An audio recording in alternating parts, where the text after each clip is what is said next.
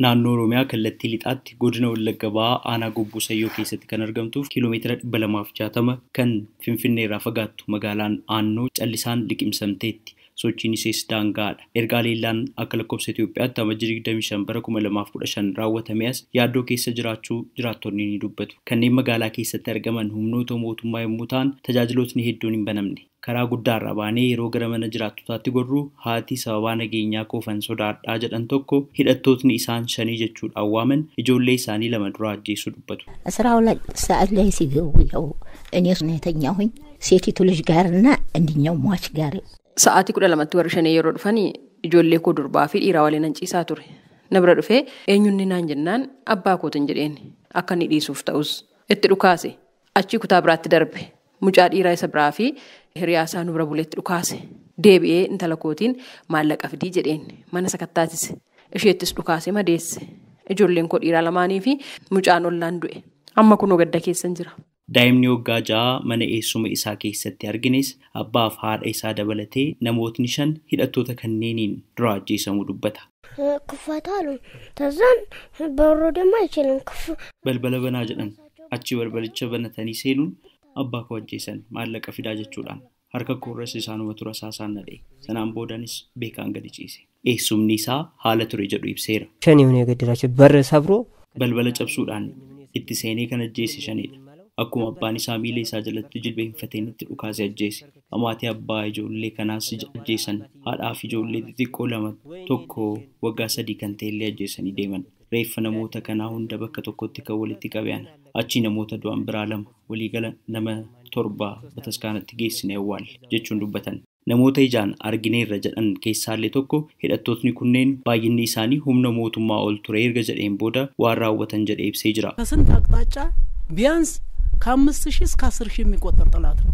Kallattii hedduudhaan hidhattoota 5,000 amma 10,000 gahantu dhufe. Humni mootummaa isaan qolachuu hin dandeenye. Magaalaa seenuun mana cabsanii ati sababa maaliitii jechaa gaafachaa nama hedduu ajjeesan. Baay'inaan daa'imman dubartootaa fi maanguddoota kan isaan ajjeesan. Musliimonni nama 31, kiristaanonni 5, dhalattoota Oromoo keessaas kanneen 10 ta'an du'anii jiru jechuun dubbatan. Namni ijaan hin arge jedhu biraan immoo humnootni mootummaa dursanii achi bahanii turanii jechuun hidhattootni abaa'oo shanii jechuudhaan waaman kunneen humnoota mootummaa keessaallee ajjeessu dubbatanii jiru. Magaalaa keessa gaafa galummoo mana maalota nutti agarsiisaa jechuudhaan mana seenee daa'imman ajjeesuudhaan maatii tokko nama 5 ajjeesuudhaan gara kaambiitti gaafa dhufu waraanni makalaakaa gara sibusireetti achi gaafa sokku humna addaa poolisii kaambii qabatee asii gad dhokaasaara.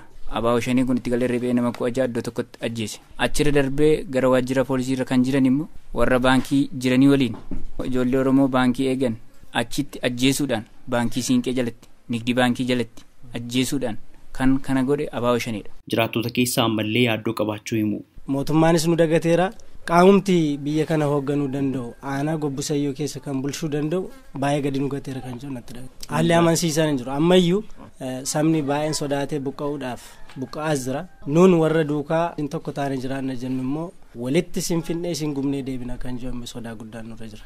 Bulchaan aanaa Gobbuu Sayyoo obbo Baharoo Olaanaa dhimma kanarratti deebii kennanii jiru. Gaafa kamisaa barii abaa'oo shanii kan jedhamu halkan bariidhaan kana dhufanii magaalaa keenyatti marsan guddaa geessanii jechaadha. Hoogganaa olaanaa naannoo irraa dhufan maqaa isaanii nan beekaa obbo Ahimad nama jedhamanii isaanii shuferii isaanii wajjin ajjeesanii konkolaataa isaanii sin gubanii poolisoota nagaa eeganii 2 hin ajjeesanii tokko madaa'eetii hoogganaan poolisii amma mana yaalaa jira. Itti gaafatamaan wajjira barnootaa kan keenyaa hin ajjeesanii kan madeessanii jira maraarii keenya. Kaanis nama siibilis hedduu nama gara nama 60tti lakkaa'amu hin ajjeesanii milishoota kana qabeenya mootummaa makiinaa kaan hojiidhaa lakkanii ta'uu godhanii kaan immoo hin gubanii qabeenyi mataa kan mootummaa ta'e addaraasha galma guddaa gubanii baankii daldalaa Itoophiyaa fi baankii siinqeetii kan miidhaan irra ga'e namoota ajjeefaman awwaalamaniiru. Naannoo sana uummanni itti ba'eetii awwaalee kan du'e mana keenyaa keessallee humni farree lolaa kun miidhamaniiru. Isaaniin ummati ba'ee awwaalchi gaggeeffameera. Obbo Baaruun haleellaa kana qolachuun sababaa ittiin danda'amneef jedhan yommuu ibsan. Humna waraanaa kanatti baay'ina isaa beekuun si rakkisa maqaa isaa naamusuma waraanaati waan ta'eef hamma kana jedhamee hin himamu. Warri jiran akka ilaalutti immoo baay'inni isaanii muraasa. Kaan garuu guyyaa kan achirra dhufanii galgalamoo dirqamni an kennameeti unu bira warra turan miti jechuudha. Bakka dhufanii nu bira qubachuuf turanii gara galgalaa ga'e immoo akkuma jedhame dirqamni kennameefi bakka biraatti deemaniiru. Warri hafanii jiran immoo jiru. Egaa humni dhufe kun baay'inaan baay'ee guddaadha waan ta'eef humni dhageessise kun cabsee galee jechuudha milishaa iddoo qabatee jiru. Egaa humni jiru immoo magaalaa xiqqoo bal'ina qaba amma kana kibbi naannessee cufuun hin danda'amne. Kanaafi cabsee galee jechuudha. Yaaliin ture namni bahuudhaaf yaaddoo kun immoo humni kun akka inni seenu kan tasgabbeessuu akka danda'u rakkoo nageenyaa kana furuu akka danda'u abdii mootummaan bira waan jiruufunis akka gaggeessaatti uummata kanaasaa walitti qabnee warra deemuus jiru daandii irraa deebisnee mariisisnee uummanni gara akka manasaatti akka deebi'u ta'ee jira. Kanneen ijaan argine jedhan keessaa haleellaan taasifame saba irratti xiyyeeffateeti jechuun kan komataniif obbo Baharuun deebii qabu. Sabaan adda ba'ee osoo hin ta'in walitti qabaatti kan ajjeesan. Kan saamamee Oromoon jira, kan saamamee Amaarri jira, kan du'es akkuma sana. Roobni kun humna badiidha.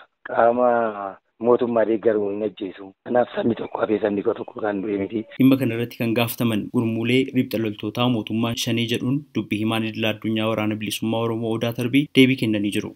Bakka sanatti guyyaa sana haleellaa gaggeessinee turre sun garuu woboon nama nagaa ajjeessinni jedhu soba. Bakka naannoo sanatti bakka aanootti dhiyaatu kaampiin humna milishaa leenjisu tokkotu jira ture. Bakka kaampii kanatti humni Amaaraa leenjifamaa turan. Achitti loltoota isaanii kan haleellaa keenyaan ajjeefaman akka namoota nagaatti lakkaa'anii ololaaf fayyadamaa jiru. Namoota nagaa irratti yeroo kamiyyuu irratti hin xiyyeeffannu seera keenya alaa garuu oduun nuun qabnu erga haleellaan keenya xumuree booda hidhattoonni sirnichaa akka magaala sana keessatti dargaggoota namoota 10 yoo xiqqaate akka walitti guuranii ajjeesan dhageenye turre gocha akkasii ni balaaleffannaa. Kan jiraattota keessaa isaanumatu raawwatee haleellicha saba irrattis kan xiyyeeffate ture jedhaniifis ibsa kennanii jiru. Lakkii waraana keenya ta'uu hin danda'u maaliif yoo jedhame bakka opereeshinii naannoo sanatti gaggeeffame bakka tokko tokkotti irratti xiyyeeffatee gaggeeffame sun immoo mooruma waraanni mootummaa sirnichaa keessa oolu bakka kaampii moora leenjii isaan sila jedhedha. Dhibbatti akka waraanni keenya harka keessa qabne jechuu nan danda'a. Yeroo adda addaa himannaan akkasii qubni akkasii nutti qabama. Uummata Amaaraa irratti xiyyeeffata jedhamna yookaan amantiitiin uummata qoonnee irratti xiyyeeffannaa jedhamna. Dhibbatti dhaabbannee konfidentii nu miti jechuu dandeenya. Maaliif akka nu miti taane ni beekna. Gama biraan mootummaan lammiilee nagaa irratti haleellaa hin raawwanne jedhu bulchaan aanaa Gobbuu Sayyoo obbo Baharuun. Humnooti mootummaa kana irratti hin hirmaanne. Kan hirmaate humna badiidha. Bakkeedhaan beetu nama kana fixe malee humnooti mootummaa uummataaf dajanii ta'e uummata deeggaree malee uummata rukutee uummata ajjeesee kan jedhamutu gurgura. Maatileen miidhamtootaa sagaleen Ameerikaa naannoo sanatti argamee dubbise garuu kanneen ajjechaa raawwatan hidhattoota ABO shanee jechuudhaan isaan waaman ta'uu dubbatanii jiru. Sagalee Ameerikaaf Naakoor Malkaa Amburraa.